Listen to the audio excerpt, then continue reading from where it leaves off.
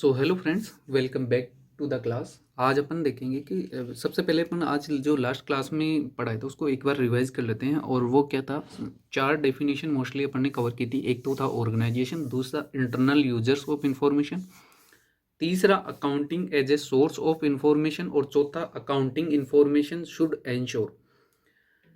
सबसे पहले देखते हैं organization. Organization means any business which is for profit motive और नॉन प्रॉफिट मोटिव, दोनों ही कवर होते हैं इसमें। नॉन प्रॉफिट मोटिव कौन से, एनजीओ।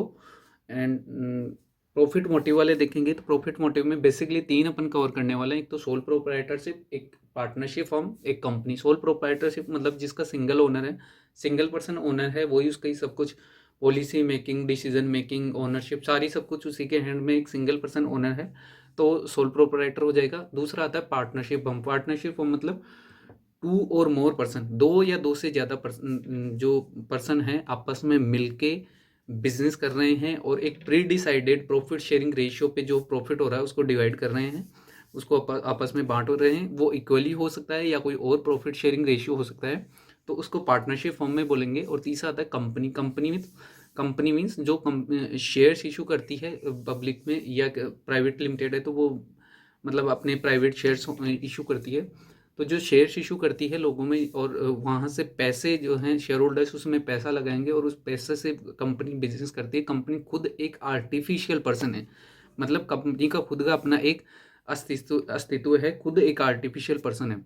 और इसके अलावा भी कुछ ऑर्गेनाइजेशन और टाइप्स थे जिनकी अपने जो है अपने सिलेबस में कवर नहीं होते हैं, like local authority, artificial art, association of person हो गया, like local authority, association of person, so cooperative society.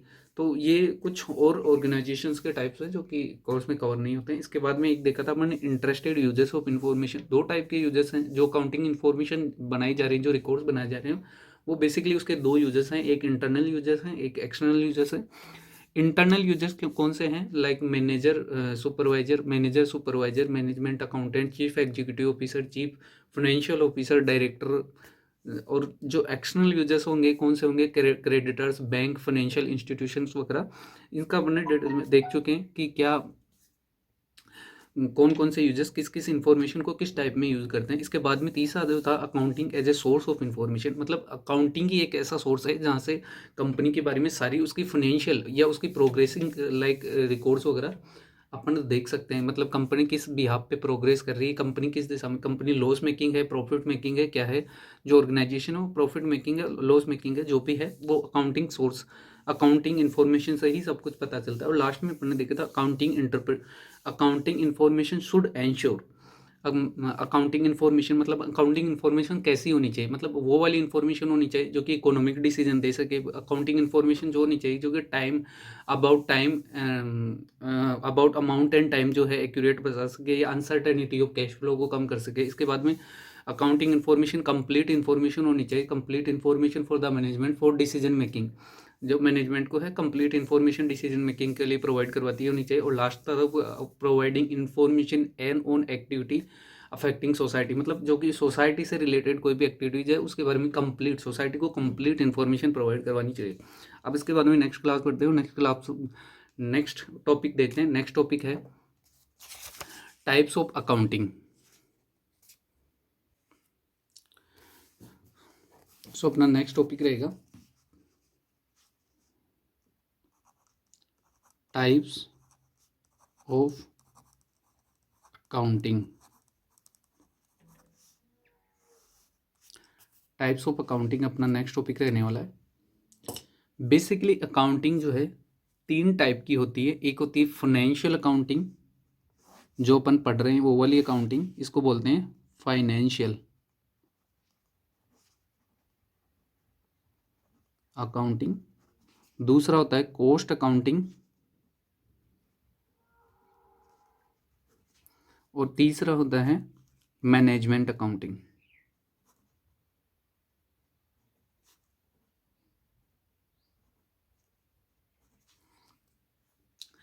इन तीनों को अपन एक एक करके डिटेल में देखने वाले हैं। फाइनेंशियल अकाउंटिंग वो हैं जो अपन मेंटेन कर रहे हैं, जो अपन बना रहे हैं वो। कॉस्ट अकाउंटिंग मैन्युफैक्चरिंग इंडस्ट्रीज में होती है, और मैनेजमेंट अकाउंटिंग होती है मैनेजमेंट के डिसीजंस के लिए। सो एक एक करके देखते हैं। सबसे पहले अपन उठाते हैं फाइनेंशियल अकाउंटिंग। फाइनेंशियल अकाउंटिंग क्या होती है?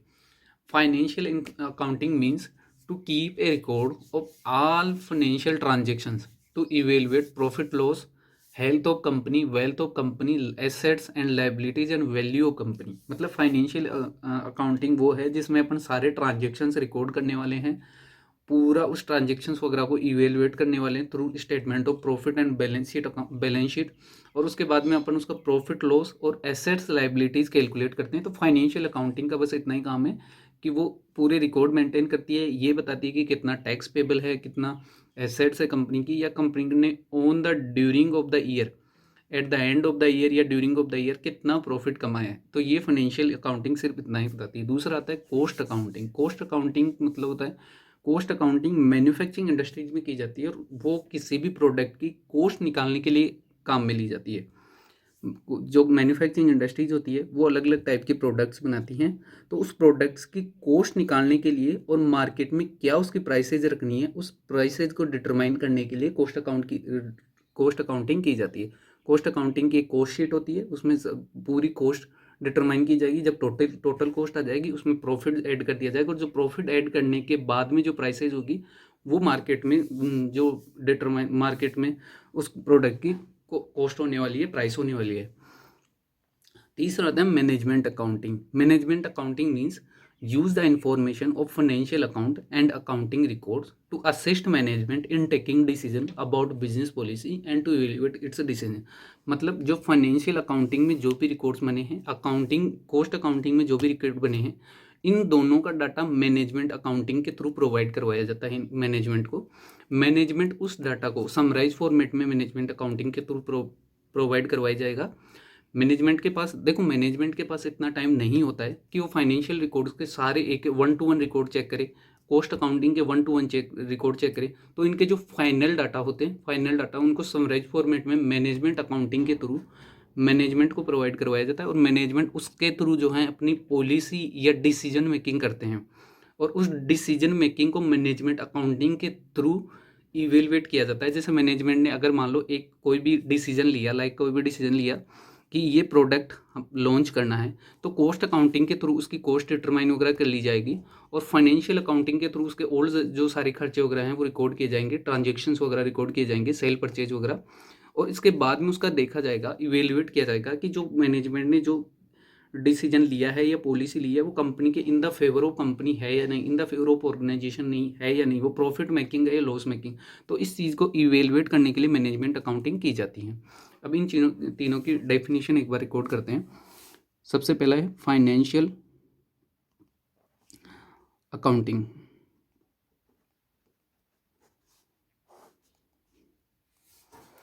Financial accounting means to keep record of all the financial transactions,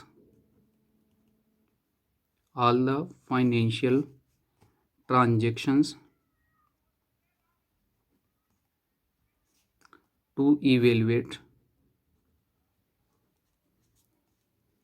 profit and loss,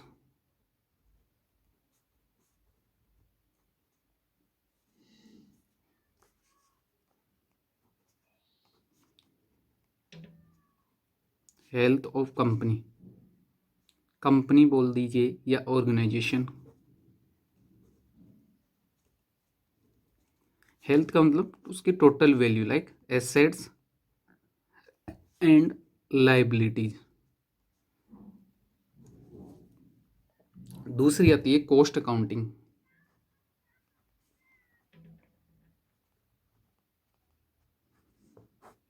cost accounting क्या होती है?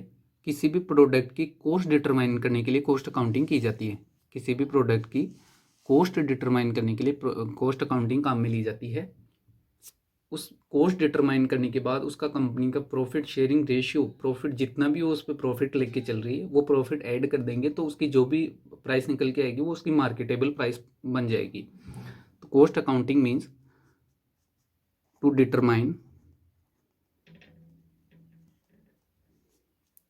cost of a product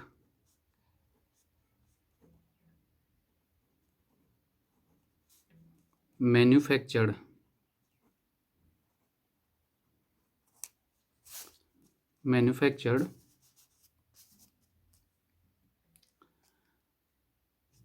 by the organization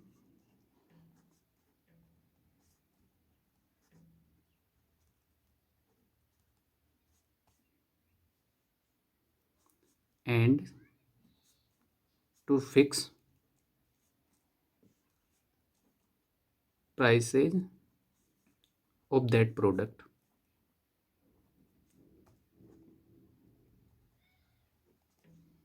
इसके बाद में तीसरा आता है मैनेजमेंट अकाउंटिंग के बारे में क्या देखा था, मतलब जो भी इनके फाइनेंशियल और कॉस्ट अकाउंटिंग के जो भी रिकॉर्ड्स बनाए हैं उनको समराइज फॉर्म में फाइनल रिपोर्ट के तौर में मैनेजमेंट को प्रोवाइड करवाना, ताकि मैनेजमेंट उसके बेसिस पे पॉलिसी मेकिंग या डिसीजन मेकिंग कर सके, और उसके बाद में जो भी मैनेजमेंट ने पॉलिसी मेकिंग या डिसीजन मेकिंग की है उसको इवेलुएट करना कि वो in the favour of organization है या नहीं, प्रॉफिट मेकिंग है या लॉस मेकिंग है, जो भी होगा वो इसके थ्रू इवेलुएट किया जाएगा। तो management accounting means use the information of financial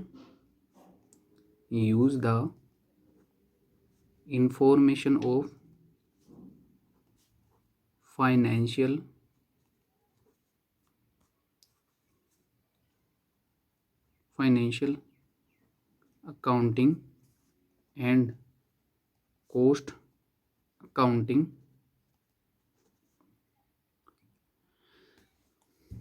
and to assist management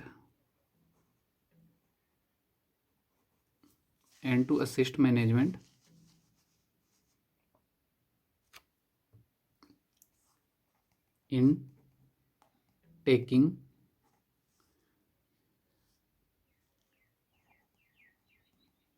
decision about business policy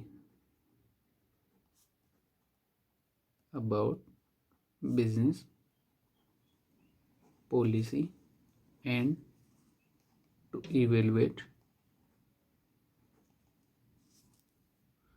its decision. जो मैनेजमेंट ने डिसीजन लिए हैं उनको इवेलुएट भी इसी मैनेजमेंट अकाउंटिंग के थ्रू किया जाएगा। इसके बाद में नेक्स्ट टॉपिक देखेंगे कैरेक्टरिस्टिक्स ऑफ अकाउंटिंग इंफॉर्मेशन। जो अकाउंटिंग के थ्रू इंफॉर्मेशन प्रोवाइड करवाई जा रही है उसकी कैसी कैरेक्टरिस्टिक्स होनी चाहिए, कैसी इंफॉर्मेशन है, वो क्या प्रोवाइड करवाती है, वो सारी चीज़ें अपन इस कैरेक्टरिस्टिक के थ्रू देखने वाले हैं। तो next topic is characteristics of accounting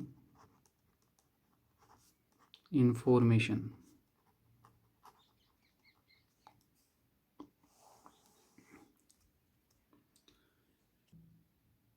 basically 4 characteristics देखने वाले हैं: reliability, relevance, understandability and comparability. Reliability means जो भी इंफॉर्मेशन अकाउंटिंग के थ्रू प्रोवाइड की जा रही है, अकाउंटिंग डाटा या अकाउंटिंग रिकॉर्ड्स के थ्रू जो भी इंफॉर्मेशन प्रोवाइड की जा रही है वो सारी रिलायबल होनी चाहिए, ताकि उनके बेसिस पे उन पर ट्रस्ट करके, उन पे विश्वास करके, रिलाई करके कोई भी डिसीजन लिया जा सके। फिर चाहे वो इंटरनल यूज़र हो या एक्सटर्नल यूज़र हो, वो अपने डिसीजन उन पे कंप्लीटली रिलाई करके ले सके। So reliability means information must be reliable so that users कौन से internal external both users must be able to depend on information reliability of accounting information determined by correspondence.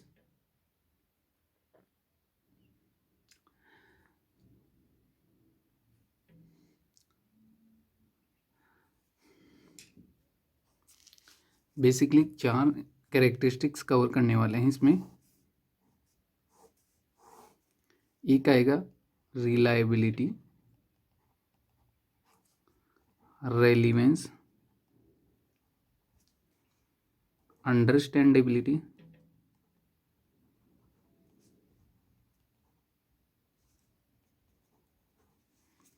And fourth one is कंपेरेटिबिलिटी।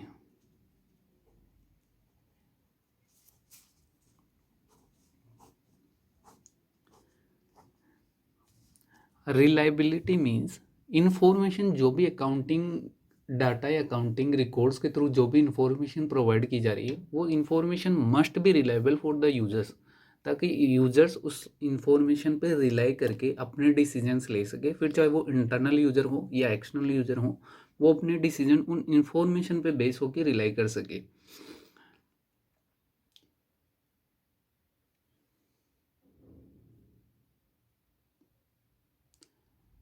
दूसरा आता है relevance, मतलब जो भी information provide कर रहे हैं थ्रू अकाउंटिंग, जो भी इंफॉर्मेशन प्रोवाइड करवाई जा रही है वो अकाउंटिंग रेलिवेंट होनी चाहिए फॉर दैट टाइम। उस टाइम पे जो भी जिसके रिगार्डिंग वो इंफॉर्मेशन प्रोवाइड करवा रहे हैं, जिस टॉपिक के रिगार्डिंग या जिस डिसीजन या पॉलिसी मेकिंग के थ्रू के रिगार्डिंग वो इंफॉर्मेशन प्रोवाइड की जा रही है, वो उसके रेलिवेंट होनी चाहिए। उस ऐसा ना हो कि वो उसके इरेलीवेंट, उसका उसके साथ कोई कनेक्शन ना हो। लाइक परचेज के रिगार्डिंग कोई पॉलिसी बना रहे हैं तो वो परचेज की पॉलिसी परचेज रिगार्डिंग डिसीजन लेने के लिए रेलिवेंट होनी चाहिए। तो रेलिवेंस एंड दूसरा रेलिवेंसी का दूसरा पार्ट क्या है कि जिस टाइम पे इंफॉर्मेशन रिक्वायर्ड हो उसी टाइम पे अवेलेबल हो। देखिए, जिस टाइम पे इंफॉर्मेशन रिक्वायर्ड होगी उस टाइम पे इंफॉर्मेशन अगर अवेलेबल नहीं है तो वो रेलिवेंट नहीं होगी, वो इररेलिवेंट हो जाएगी। अगर डिसीजन आज लेना है, इंफॉर्मेशन कल प्रोवाइड करवाई जाएगी तो वो कल जाके वो इन्फॉर्मेशन इररेलिवेंट बन जाएगी, उसका फिर कोई डिसीजन मेकिंग पे कोई इम्पैक्ट नहीं होने वाला है। तीसरा आता है understandability. Understandability means information must B understandable for the receiver या यूजर, सो दैट वो अपने डिसीजन उसके हिसाब से ले सकें और उसी मैनर में जिस मैनर में उनको भेजी गई है। मैनेजमेंट अकाउंटेंट जो है इंफॉर्मेशन प्रोवाइड करवाता है इंटरनल यूजर्स एक्सटर्नल यूजर्स के लिए। तो जो भी इंफॉर्मेशन इंटरनल एक्सटर्नल यूजर्स को प्रोवाइड करवाई जा रही है उनके लिए अंडरस्टैंड इस फॉर्मेट में होनी चाहिए ताकि वो उसको आराम से अंडरस्टैंड कर सके। देखिए, हर कोई तो अकाउंटेंट होता नहीं है, तो वो अकाउंटिंग इन्फॉर्मेशन टेक्निकल लैंग्वेज में समझ नहीं पाएगा, तो उसको ईजीएस्ट वे में प्रोवाइड करवाई जानी चाहिए ताकि वो उसको आराम से समझ सके और अपने डिसीजंस या अपनी पॉलिसी मेकिंग जो भी है उसके उसमें उस अकाउंटिंग इन्फॉर्मेशन को यूज कर सके। और लास्ट में आता है कंपेरेबल। इन्फॉर्मेशन रेलिवेंट हो, अंडरस्टैंडेबल हो, रिलायबिलिटी हो, यही कंप्लीट चीज़ नहीं है, वो कंपेरेबल भी होनी चाहिए। क्योंकि बेसिकली अपन जब भी कोई भी मटेरियल परचेज करते हैं, कुछ भी परचेज करते हैं तो चार जगह से कंपेयर करते हैं। अपन कोई भी मटेरियल परचेज करने जाएंगे तो चार जगह चार शॉप पे उसको कंपेयर करेंगे कि कौन सी शॉप पे किस भाव में किस रेट पे वो चीज़ मिल रही है। तो वैसे ही जो यूज़र्स होते हैं वो भी इस इंफॉर्मेशन को कंपेयर करते हैं कि कौन सी इंडस्ट्री ज़्यादा ग्रोथ कर रही है, कौन सी ऑर्गेनाइजेशन ज़्यादा ग्रोथ कर रही है। तो जो इन्फॉर्मेशन प्रोवाइड करवाई जा रही है वो दूसरे ऑर्गेनाइजेशन, जो उस टाइप के दूसरे ऑर्गेनाइजेशन है, उनकी इन्फॉर्मेशन के साथ कंपेरे उसी फॉर्मेट में होनी चाहिए ताकि वो उनके साथ कंपेरेबल हो सके। इनकी डेफिनेशन अपन देख लेते हैं। Relevance means, reliability means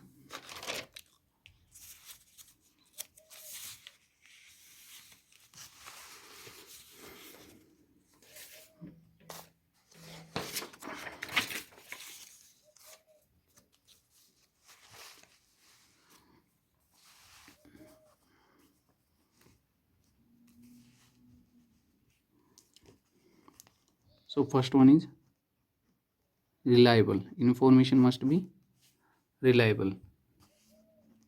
Information must be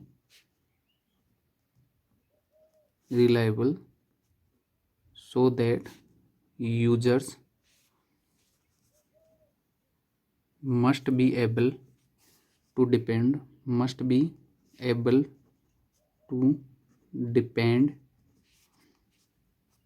on the information.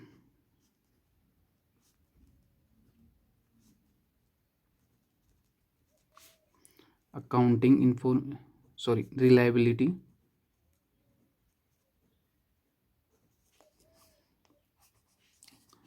of accounting information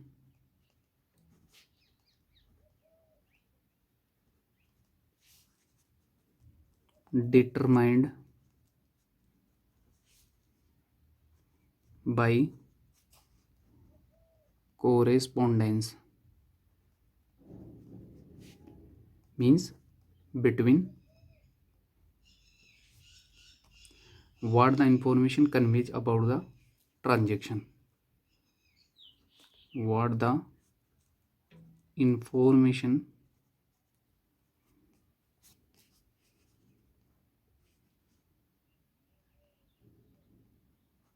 conveys about the transactions. दूसरा आता है रेलिवेंस। इंफॉर्मेशन जो भी प्रोवाइड करवाई जा रही है वो रेलिवेंट होनी चाहिए अबाउट द पर्टिकुलर टाइम। जिस टाइम के लिए वो इंफॉर्मेशन रिक्वायर्ड हो उसी टाइम के लिए उसी टाइम पे प्रोवाइड करवाई जानी चाहिए। जिस चीज़ के लिए, जिस पॉलिसी या जिस डिसीजन के लिए इंफॉर्मेशन रिक्वायर्ड की जा रही है उसी से रिलेटेड वो इंफॉर्मेशन होनी चाहिए। तो relevance means to be an accounting information relevant, to be an accounting information relevant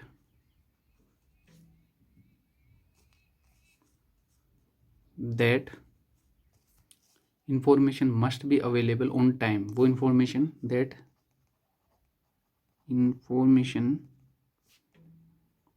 must be available on time when it required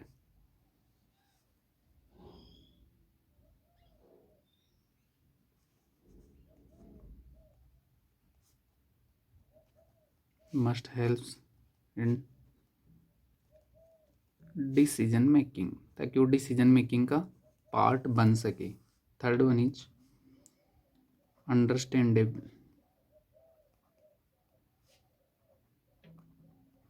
understandable होनी चाहिए। Understandability means information must B understandable for receiver. Means information must B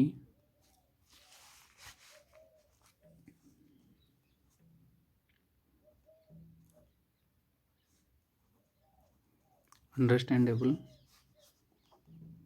for the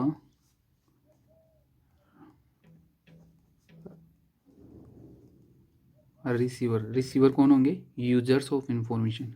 receiver in the same manner as it's sent by the sender। in the same manner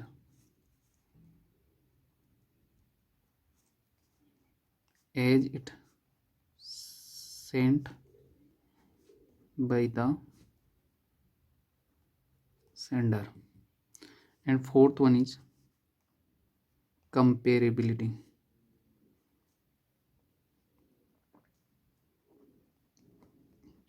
fourth one is comparability। it is not sufficient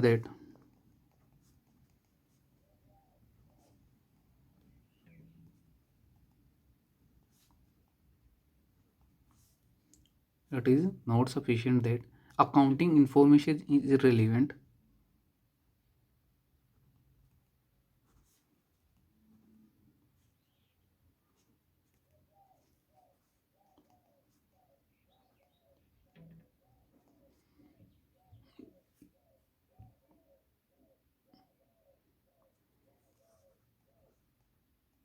and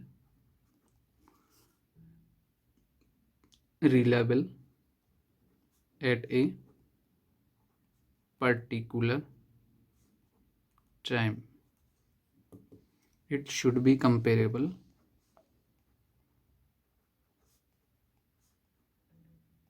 मतलब information सिर्फ इतना ही sufficient नहीं है कि वो reliable हो, understandable हो, relevant हो, उसके साथ साथ वो कंपेरेबल भी होनी चाहिए। इट शुड बी कंपेरेबल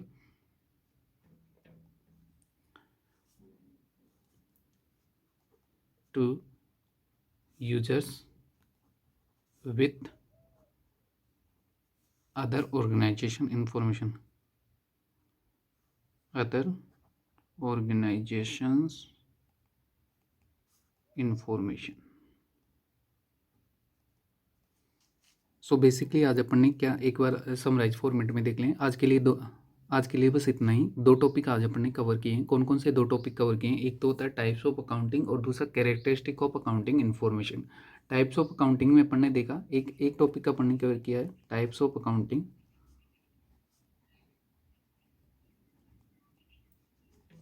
जो कि 3 टाइप की होती हैं, फाइनेंशियल अकाउंटिंग, कॉस्ट अकाउंटिंग और तीसरा मैनेजमेंट अकाउंटिंग। फाइनेंशियल अकाउंटिंग कौन सी होती है? जो भी फाइनेंशियल ट्रांजेक्शन्स को रिकॉर्ड करते हैं, उसकी लेजर करते हैं, पोस्टिंग करते हैं, ट्रायल बैलेंस बनाते हैं, statement of profit loss account बनाते हैं, जिसके थ्रू हम ऑर्गेनाइजेशन का at the year and statement profit and loss account, अपने को प्रॉफिट एंड लॉस पता चलता है कि उसने वो प्रॉफिट मेकिंग ऑर्गेनाइजेशन है, लॉस मेकिंग ऑर्गेनाइजेशन है, और एक बैलेंस शीट बनाते हैं जिसमें से पता चलता है कि उस बिजनेस की आज क्या वैल्यू है, उसकी कितनी वेल्थ है, कितनी एसेट्स उसके पास पड़ी हुई है। दूसरा आता है कोस्ट अकाउंटिंग। कोस्ट अकाउंटिंग जो है मैन्युफैक्चरिंग इंडस्ट्री द्वारा की जाती है। मैन्युफैक्चरिंग इंडस्ट्री अपने जो भी प्रोडक्ट मैन्युफैक्चर कर रही है उसकी एक्चुअल कॉस्ट पता करने के लिए कोस्ट अकाउंटिंग करती है। फिर जो एक्चुअल कॉस्ट आती है उसमें अपना प्रॉफिट मार्जिन जो है ऐड करके जो मार्केटेबल प्राइस डिटरमाइन करती है। और तीसरा आता है मैनेजमेंट अकाउंटिंग। फाइनेंशियल अकाउंटिंग और कोस्ट अकाउंटिंग के जो भी रिकॉर्ड्स हैं उनका यूज करके जो भी इंफॉर्मेशन ये समराइज वे में जो भी इंफॉर्मेशन बनाई जाती है, जो भी रिपोर्ट्स बनाई जाती है और मैनेजमेंट को कम्युनिकेट की जाती है for the purpose of decision making, for the purpose of policy making, तो उसको मैनेजमेंट अकाउंटिंग की बोला जाता है। और जो भी इस मैनेजमेंट अकाउंटिंग के थ्रू जो भी इंफॉर्मेशन मैनेजमेंट को प्रोवाइड की गई, मैनेजमेंट ने उस इंफॉर्मेशन का यूज करके जो भी डिसीजंस लिए, जो भी पॉलिसीज लिए, उन सभी को इवेलुएट करने के लिए भी मैनेजमेंट अकाउंटिंग को यूज़ किया जाता है। इसके बाद में दूसरा टॉपिक देखा था अपन ने characteristics of accounting information. Characteristics, इसमें 4 बेसिकली कैरेक्टरिस्टिक्स देखी थी अपन ने। एक रेलिवेंस, रिलायबल, तीसरा था अंडरस्टैंडेबल, फोर्थ था कंपेरेबल। मीन्स इन्फॉर्मेशन जो भी प्रोवाइड कर रहे हैं वो ऑन द टाइम होनी चाहिए ताकि वो इन्फॉर्मेशन रेलिवेंट बन सके। इन्फॉर्मेशन अगर आज इन्फॉर्मेशन चाहिए कल प्रोवाइड की जा रही है तो वो इन्फॉर्मेशन इररेलिवेंट हो जाएगी। साथ ही साथ जिस पर्पज़ के लिए वो इन्फॉर्मेशन रिक्वायर्ड की गई है, जिस पर्पज़ के लिए वो इन्फॉर्मेशन चाहिए, उसी से रिलेटेड डाटा होना चाहिए। उसमें फालतू की इन्फॉर्मेशन कुछ भी नहीं होनी चाहिए। लाइक कि परचेज पॉलिसी के रिगार्डिंग कोई भी डिसीजन लेनी चाहिए तो उसमें वो सारी इन्फॉर्मेशन होनी चाहिए जिससे कि जिसका परचेज के साथ कोई कनेक्शन हो, परचेज डिसीजन लेने में उसकी हेल्प ली जा सके। दूसरा आता है इन्फॉर्मेशन रिलायबल। जो भी इन्फॉर्मेशन प्रोवाइड की जा रही है वो ऑन द फैक्ट्स होनी चाहिए, रिकॉर्ड्स के बेसिस पे होनी चाहिए। ऊपर कोई भी हवा में इन्फॉर्मेशन नहीं देनी चाहिए ताकि उन पर रिलाई किया जा सके यूजर द्वारा, और यूजर्स उन पर कंप्लीटली रिलाई करके अपने डिसीजंस ले सके। तीसरा जो है अंडरस्टैंडेबल होनी चाहिए। जो इन्फॉर्मेशन प्रोवाइड करे, देखो हर कोई अकाउंटेंट नहीं है। अपन अकाउंटिंग कर रहे हैं, अपन समझते हैं क्या बैलेंस शीट है, क्या स्टेटमेंट ऑफ प्रॉफिट लॉस है, क्या लेजर है, क्या जनरल है, क्या एंट्रीज है, लेकिन हर कोई इतना एक्सपर्ट नहीं है अकाउंटिंग में। तो इन्फॉर्मेशन को टेक्निकल लैंग्वेज में इन्फॉर्मेशन नहीं समझ पाएगा, तो उसको ईजिएस्ट वे में इन्फॉर्मेशन को कम्युनिकेट किया जाना चाहिए ताकि वो आराम से उन इन्फॉर्मेशन को समझ सके और उसके बेसिस पे अपने डिसीजंस ले सके। और फोर्थ वन था कंपेरेबल। जब अपन कोई भी मटेरियल परचेज करते हैं या कोई भी किसी भी चीज़ के रिगार्डिंग कुछ बाई करते हैं कुछ चीज़, तो 4 जगह से कंपेयर करके बाद में अपना डिसीजन लेते हैं। सेम लाइक दैट यूजर भी कोई चीज़ अगर कंपनी में पैसे इन्वेस्ट कर रहे हैं, कंपनी को कोई उधार माल दे रहे हैं, कंपनी को कोई लोन दे रहे हैं ऑर्गेनाइजेशंस को, तो 4 जगह से उन चीज़ों को कंपेयर करेंगे कि ये प्रॉफिट मेकिंग ऑर्गेनाइजेशन है, लॉस मेकिंग ऑर्गेनाइजेशन है। तो उन चीज़ों को कंपेयर करने के लिए उसको जो इन्फॉर्मेशन प्रोवाइड की जा रही है वो कंपेरेबल होनी चाहिए। मतलब लाइक जो भी अदर ऑर्गेनाइजेशन है उसके हिसाब से उसी फॉर्मेट में इन्फॉर्मेशन होनी चाहिए ताकि जो जनरल अकाउंटिंग प्रिंसिपल्स हैं उसी फॉर्मेट में होनी चाहिए ताकि जो यूज़र हैं उसको आराम से कंपेयर कर सकें। इसके बाद में अपन नेक्स्ट क्लास में देखेंगे। नेक्स्ट क्लास में फिर से 2 टॉपिक कवर करने वाले हैं। एक होगा ऑब्जेक्टिव ऑफ अकाउंटिंग, दूसरा होगा role of accounting. Objective of accounting, किस पर्पज के लिए अकाउंटिंग की जा रही है, उसका ऑब्जेक्टिव क्या है, बेसिकली अकाउंट्स का ऑब्जेक्टिव क्या है। दूसरा रोल ऑफ अकाउंटिंग होता है कि बिजनेस को एक सक्सेसफुल बिजनेस को रन करने में एक अकाउंटिंग जो है उसका क्या रोल होने वाला है। तो नेक्स्ट क्लास से ये हो गया कि जो भी नोटिंग अपन करने वाले हैं, मैं पहले से ही नोटिंग करके रखूँगा। सिर्फ अपन अंडरस्टैंड करने वाले हैं, नोटिंग करने के लिए आपको अलग से टाइम की ज़रूरत नहीं होगी, तो इसमें पहले से ही मैं नोटिंग करके रखूँगा। Thank you so much.